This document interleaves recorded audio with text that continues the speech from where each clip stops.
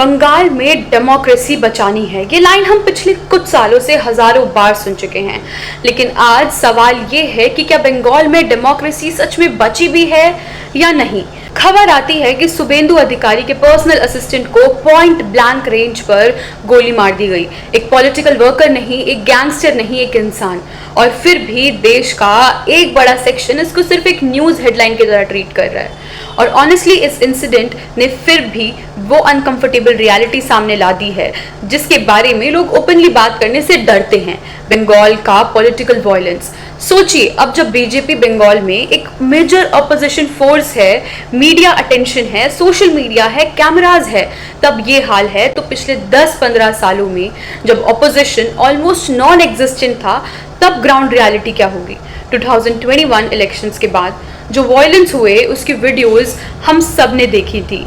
लोग घर छोड़कर भाग रहे थे, पॉलिटिकल वर्कर्स को ओपनली थ्रेटन किया जा रहा था और हर बार एक नैरेटिव सेट कर दिया गया कि अरे ये तो बंगाल की पॉलिटिक्स है।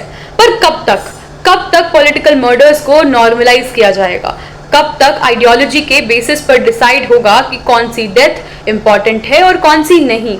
और सबसे आयरॉनिकल चीज ये है, पता है क्या, वही लोग जो हर दूसरे दिन डेमोक्रेसी, फ्रीडम और ह्यूमन राइट्स पर स्पीच देते थे वो बंगाल के इंसिडेंट पर साइलेंट हैं और अपने आप को जस्टिफाई करने के मोड में चले गए हैं। ऋचा चड्ढा, जिन्होंने बार बार चीख कर बोला कि this was a coward elections, वो अब कहाँ हैं? अब उनके बयान कहाँ हैं? अब वो कुछ ट्वीट क्यों नहीं कर रही हैं?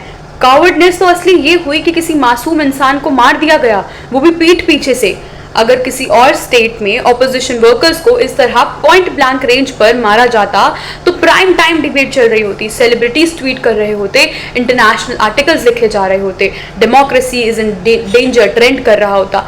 लेकिन बंगाल यहाँ साइलेंस मिलती है क्योंकि सब एक्सेप्ट कर लेते हैं कि अरे ये तो बंगाल के इलेक्शंस हैं और यहाँ ऑपोजिशन कुछ नहीं कह रहा है। क्यों? क्योंकि विक्टिम उनकी प्रेफर्ड आइडियोलॉजी का नहीं है, क्योंकि पॉलिटिकल वायलेंस तब तक प्रॉब्लम नहीं देता जब तक टारगेट उनके पॉलिटिकल ओपोनेंट्स ना हो। और प्लीज ये तो मत बोलिए कि बीजेपी को क्रिटिसाइज नहीं करना चाहिए, बिल्कुल करिए बीजेपी को क्रिटिसाइज। हर पॉलिटिकल पार्टी क्रिटिसिज्म डिजर्व करती है क्योंकि कोई पॉलिटिकल पार्टी परफेक्ट नहीं है। लेकिन यहाँ प्रॉब्लम ये आती है जब क्रिटिसिज्म सिलेक्टिव बन जाता है, जब एक साइड का वायलेंस फेसिज्म होता है और दूसरे साइड का वायलेंस पॉलिटिकल कल्चर, जब एक मर्डर डेमोक्रेसी पर अटैक होता है और दूसरा सिर्फ एक आइसोलेटेड इंसिडेंट, तो ये गलत है। 2021 इलेक्शन वायलेंस याद है, मुर्शिदाबाद के इंसिडेंट्स याद हैं, लोगों ने सिर्फ वीडियोस देखे हैं, ग्राउंड रियलिटी शायद उससे भी ज्यादा खतरनाक और हॉरिफाइंग होंगी। और आज का इंसिडेंट सिर्फ एक रिमाइंडर है कि बंगाल में पॉलिटिकल इंटॉलरेंस कितना डीपली रूटेड हो चुका है और democracy can not survive on selective outreach. और अगर आप सिर्फ तब बोलते हैं जब विक्टिम आपकी आइडियोलॉजी का हो तो आप एक ह्यूमन राइट एक्टिविस्ट कभी नहीं हो सकते, आप एक पॉलिटिकल एक्टिविस्ट हो।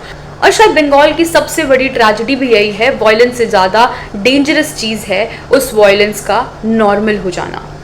ऐसी ही खबरों में बने रहने के लिए चैनल को सब्सक्राइब करें एंड वीडियो को लाइक करें। मिलते हैं नए वीडियो में। जय हिंद, जय भारत।